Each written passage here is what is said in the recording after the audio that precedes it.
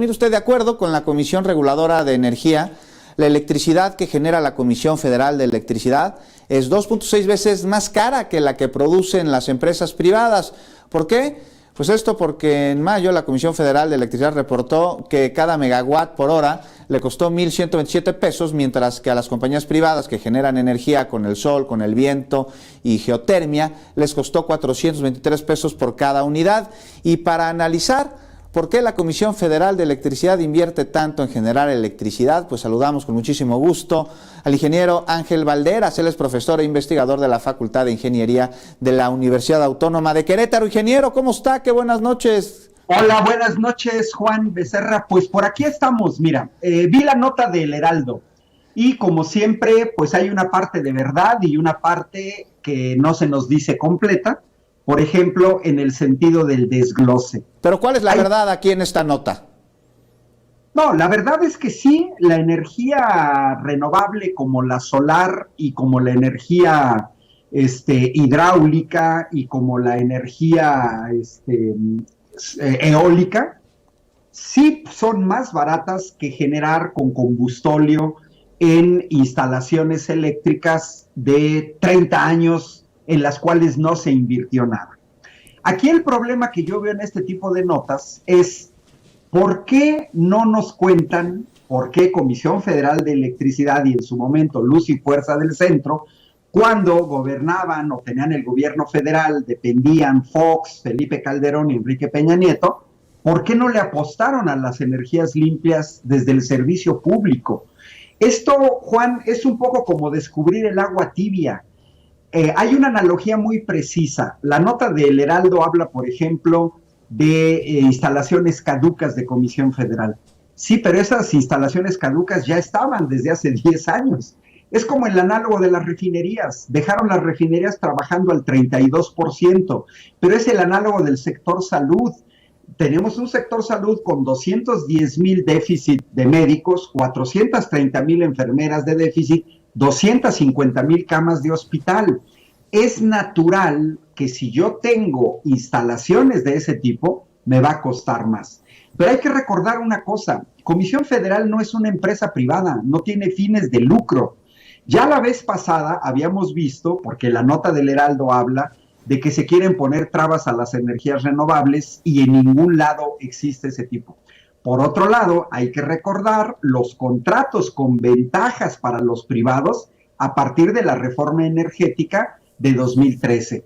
Y otra cosa que hay que señalar de los campos eólicos, los parques eólicos, por ejemplo, los que están en el Istmo de Tehuantepec, pero no solo ahí, se habían comprometido a pagar de manera adecuada a los legítimos propietarios, que son las comunidades indígenas, las comunidades campesinas de la nación.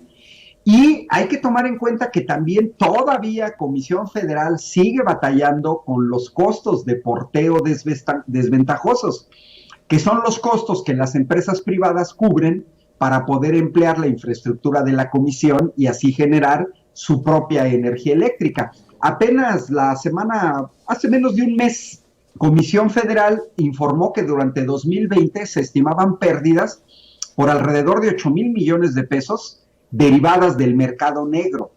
Es muy importante ver cuál es el desglose que hace el Heraldo, porque solamente presenta el dato de la CRE en bruto, y esos datos pueden ser engañosos. ¿Por qué?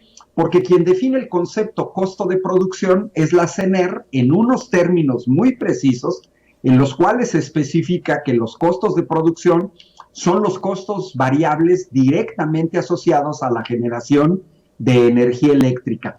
Hay una cosa que se conocen como las bases del mercado eléctrico, donde se establece que las ofertas de energía al mercado deben de realizarse basados en los citados costos variables.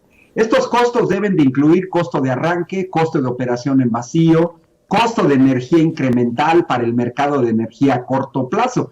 Y, por ejemplo, en la nota no se habla de las obligaciones de despacho fijo de la energía eléctrica que provienen de la energía hidráulica, que tiene que pagar Comisión Federal y que empujan el precio final hacia arriba.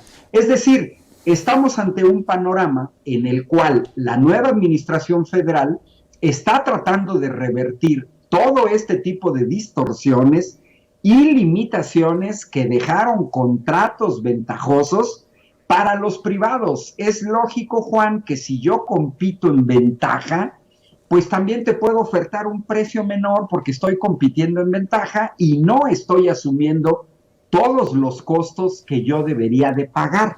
Otro señalamiento de la nota del Heraldo aquí que hacen y que incluso buscaron a especialistas es sobre las políticas del gobierno actual en las que llaman y dicen que inhiben el desarrollo de energías renovables y sustentables como la eólica.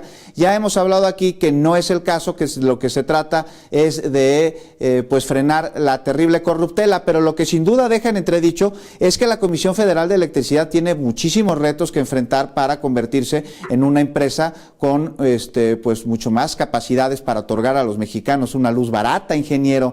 Eso, ¿qué está haciendo la Comisión Federal, qué está haciendo el gobierno actual para que ya no le publiquen notas de este tipo? Pues, ¿te acuerdas que no nos habían presentado a Comisión Federal como una empresa de clase mundial? Fue el eslogan durante más de un sexenio. No, mira, hay una batalla que no es de México, es los análisis localistas sin tomar en cuenta la globalidad son erróneos, son tendenciosos. ¿Por qué? Porque a final de cuentas en el mundo, la principal fuente de generación de energía eléctrica es el carbón todavía. El 38% de la energía eléctrica que se produce en el mundo es el carbón, un 23% gas natural, hidráulica un 16%, nuclear un 10%. Si vamos ahí, si te fijas, ya son un 87% donde no están incluidas ni la biomasa, ni la eólica, ni la solar, que amontan todas juntas apenas un 9%. Es decir, estamos en un proceso de transición en el cual no se le puede pedir a Comisión Federal que en un año y medio revierta un proceso de 30 años de abandono de sus instalaciones que tendrían que haber hecho en anteriores gobiernos. Yo como ciudadano, lo que soy optimista es que veo que finalmente la Secretaría de Energía, más que CFE, en general la Secretaría de Energía, está tratando de poner orden en el sistema eléctrico nacional. Y van a salir cosas como estas. ¿Por qué? Porque es evidente que cuando tocas intereses, cuando se te disminuyen las ganancias, cuando no pagas los impuestos adecuados, cuando pagas costos de porteo mínimos, pues es evidente que no te conviene. Y entonces sales con el invento de que estás en contra de las energías renovables. Yo no creo que haya ningún país en el mundo que esté en contra de las energías renovables. Simplemente lo que tenemos que pensar en México es quién debe controlar ese proceso. Y muchos mexicanos creemos que lo debe de controlar por cuestiones de seguridad nacional y por cuestiones estratégicas. Debe ser el gobierno federal quien abandere este proceso. Ahí está nuestra soberanía energética, ingeniero Valderas. Pues muchísimas gracias por acompañarnos esta noche para explicarnos a detalle esto de por qué le sale más caro a la CFE producir energía de lo que a las empresas con las que ha firmado contratos. Muchas gracias. Buenas noches, Juan. Buenas noches al auditorio.